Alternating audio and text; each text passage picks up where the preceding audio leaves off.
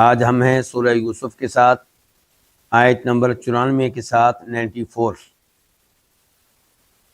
اس سے پہلے ہم پڑھ چکے ہیں کہ یوسف علیہ السلام اور ان کے بھائیوں کے مابین گفتگو ہو چکی ہے، اور یوسف علیہ السلام کے بھائی پہچان چکے ہیں کہ یہ ہمارے بھائی یوسف ہیں، یہ وہی ہیں جن کو ہم نے کنویں میں پھینکا تھا، کنویں میں ڈالا تھا۔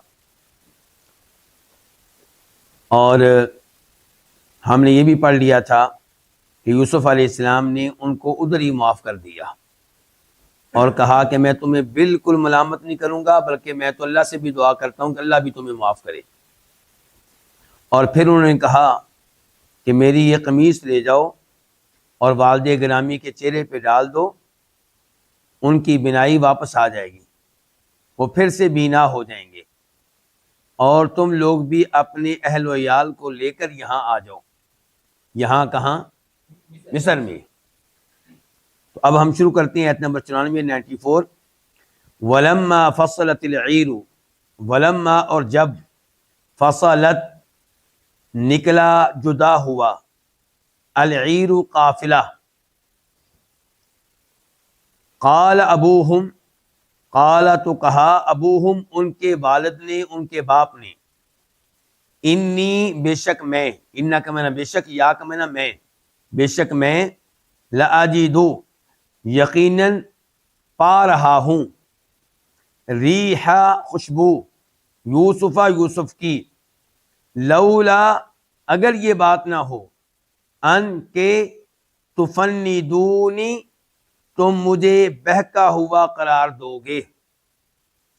تفندونی کے نون کے نیچے جو کسرہ ہے، زیر ہے، یہ اس بات کی علامت ہے کہ نون کے بعد یا بھی ہے جس کو محذوف کر دیا گیا ہے، ڈیلیٹ کر دیا گیا ہے، تاکہ اس لفظ کو پڑھنا آسان ہو جائے، تخفیف کے لیے، آسانی کے لیے، لیکن اس کی نشانی موجود ہے۔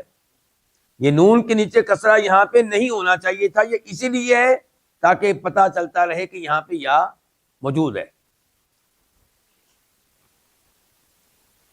اس آیت کی تفسیر، یوسف علیہ السلام نے ان سے کہا کہ میری قمیص لے جاؤ اور والد گرامی کی بنائی واپس آ جائے گی، اور تم لوگ بھی اپنے اہل و عیال کو لے آؤ۔ تو اب یہ لوگ وہاں سے نکلے ہیں، کہاں سے؟ مصر سے۔ جو ہی نکلے ہیں تو یوسف علیہ السلام کی قمیص کی خوشبو اور ان کی اپنی خوشبو یہ آ رہی ہے کس کو؟ ان کے والد یعقوب علیہ السلام کو۔ اور یہ کیا چیز ہے؟ یہ اللہ رب العزت کی طرف سے ہے۔ ورنہ آپ جانتے ہیں کہ جب یوسف علیہ السلام کے بھائیوں نے یوسف علیہ السلام کو کنویں میں ڈالا تھا تو وہ کنواں کوئی زیادہ دور نہیں تھا، مصر تو بہت دور ہے، وہ کنواں زیادہ دور نہیں تھا، لیکن یعقوب علیہ السلام کو تب خوشبو نہیں آئی، تب ان کو معلوم نہیں ہو سکا کہ وہ کنواں اتنا دور نہیں ہے جس میں میرا بیٹا موجود ہے۔ یہ گفتگو کرنے کا مقصد یہ بتانا ہے کہ سارے معاملات اللہ کے ہاتھ میں ہیں۔ جب اللہ نے چاہا تو یعقوب علیہ السلام کو معلوم ہو گیا کہ یوسف علیہ السلام زندہ ہیں اور خوشبو آ رہی ہے۔ جب اللہ نے نہیں چاہا تب ان کو معلوم نہ ہو سکا کہ میرا بیٹا قریب کے کسی کنویں میں موجود ہے، اور نہ ہی قمیص سے خوشبو آئی۔ تو یہاں پہ یعقوب علیہ السلام کہتے ہیں کہ مجھے یوسف کی خوشبو آ رہی ہے۔ کس سے کہہ رہے ہوں گے؟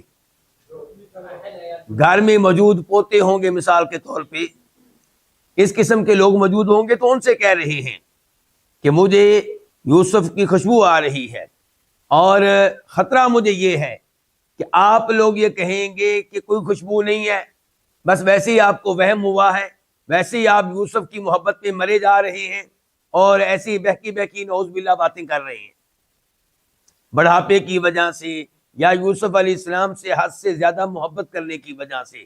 مجھے خطرہ یہ ہے کہ تم نے آگے سے یہ الفاظ کہنے ہیں۔